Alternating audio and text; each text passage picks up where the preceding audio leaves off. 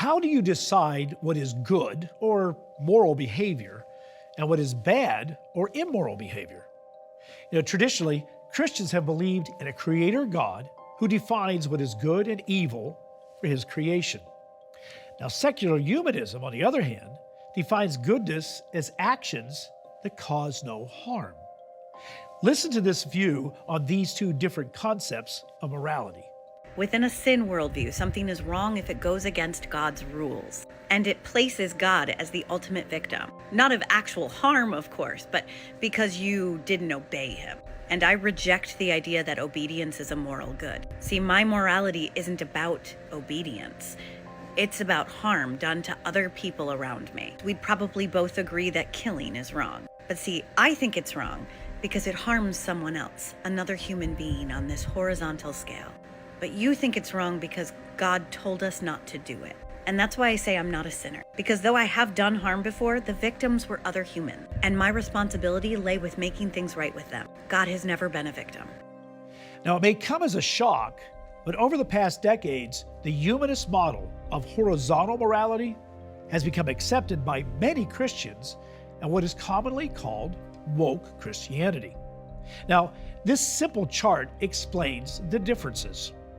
The traditional Christian explanation of goodness, charted as vertical towards God, is defined by the goodness, wisdom, and authority of God.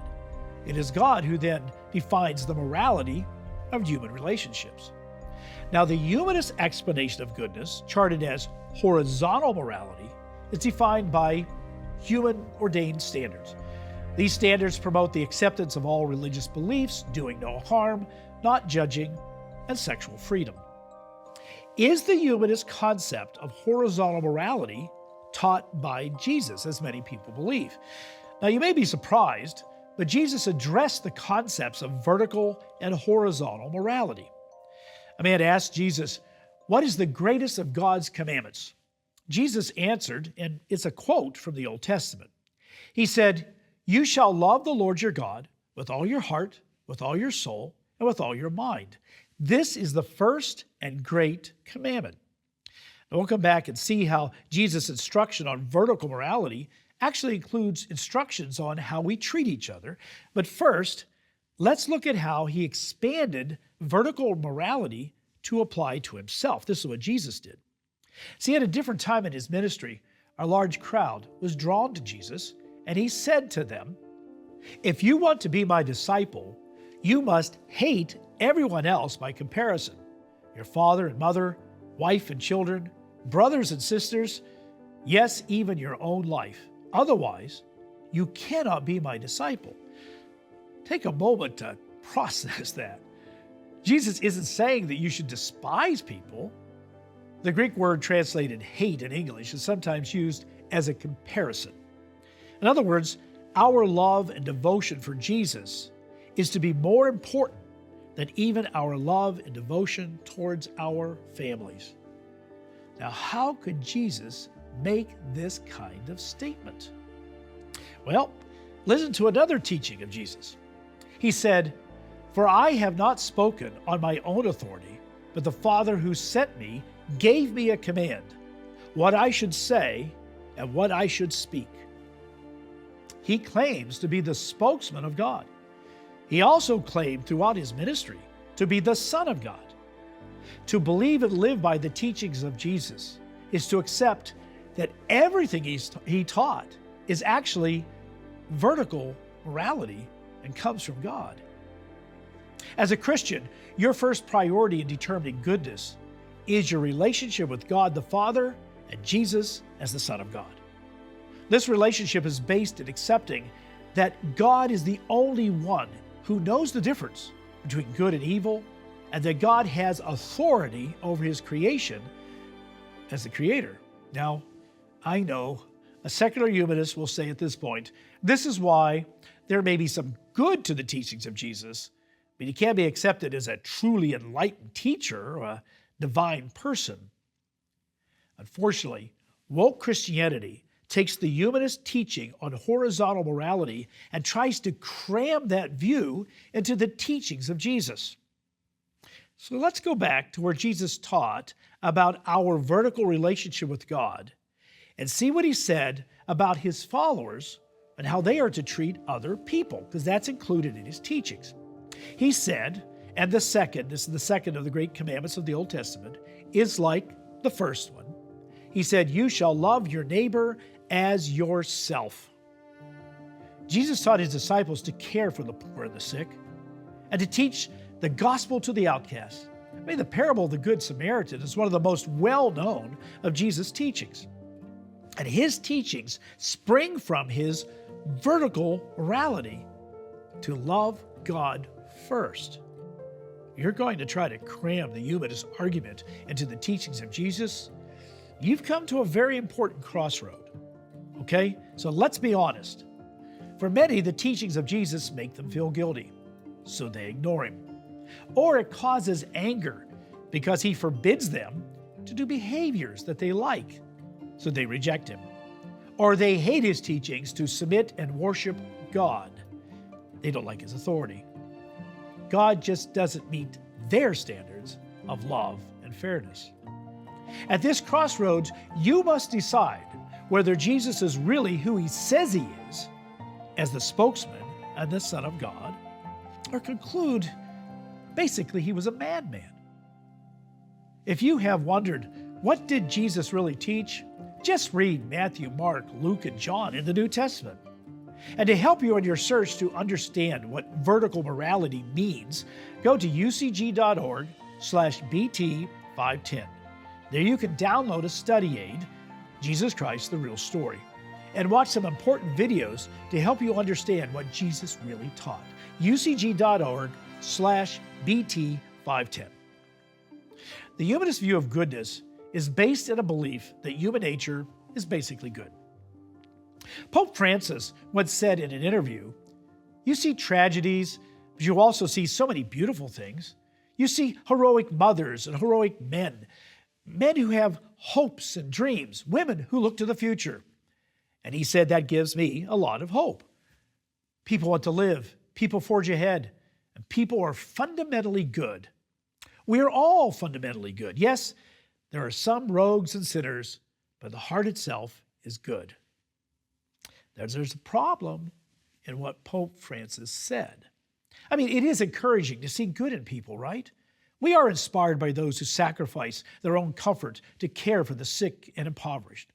We find a sense of connection when we serve in a homeless shelter or reach out to those who are disabled. We admire the mothers who sacrifice their well-being to take care of their children, make their lives better.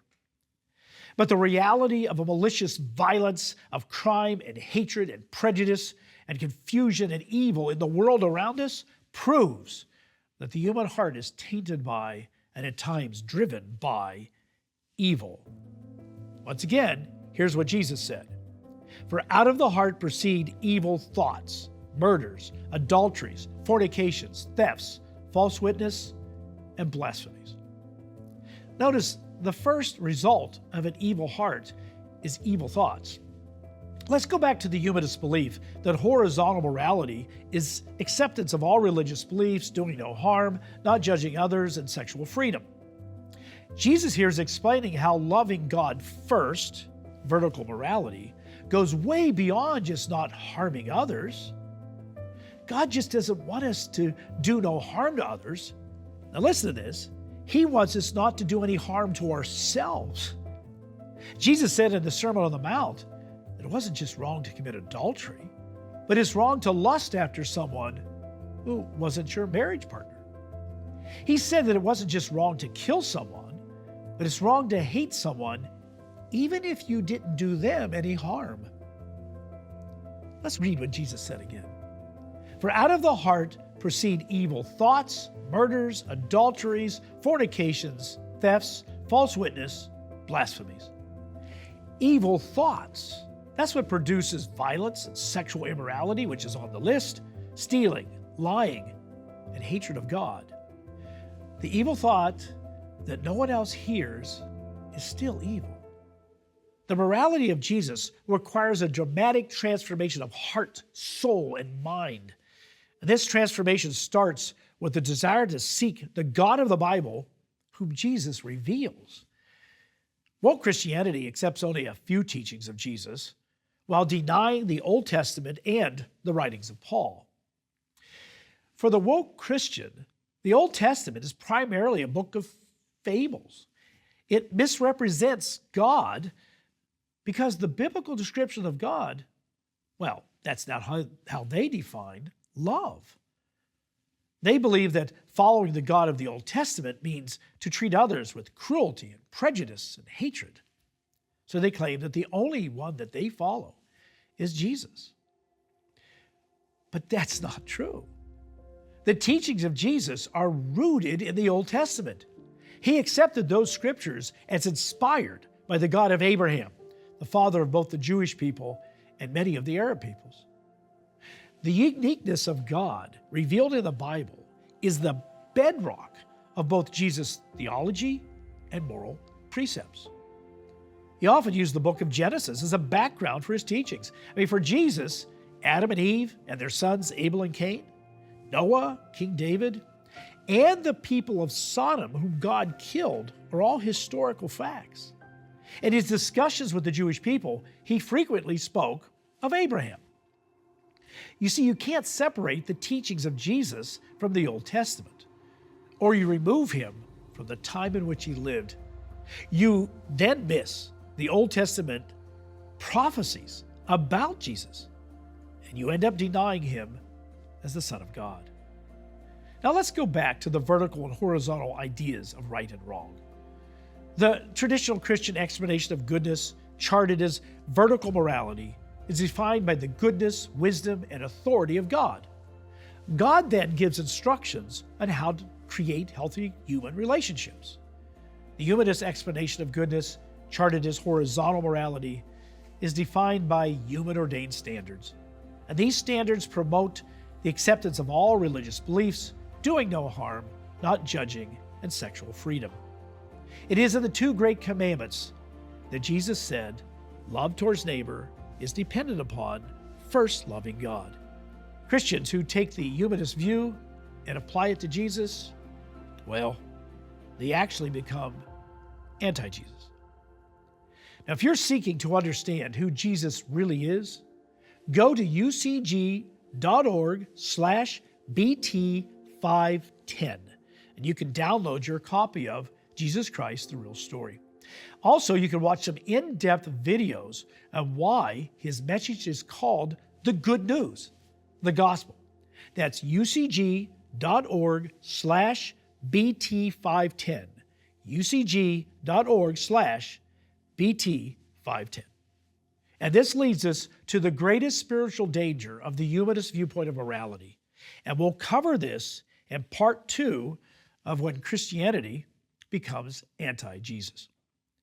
Now, if you're seeking to understand who Jesus really is, go to ucg.org/BT510, and you can download your copy of Jesus Christ, the Real Story. Also, you can watch some in-depth videos on why his message is called the good news, the gospel. That's ucg.org/BT510, ucg.org/BT510.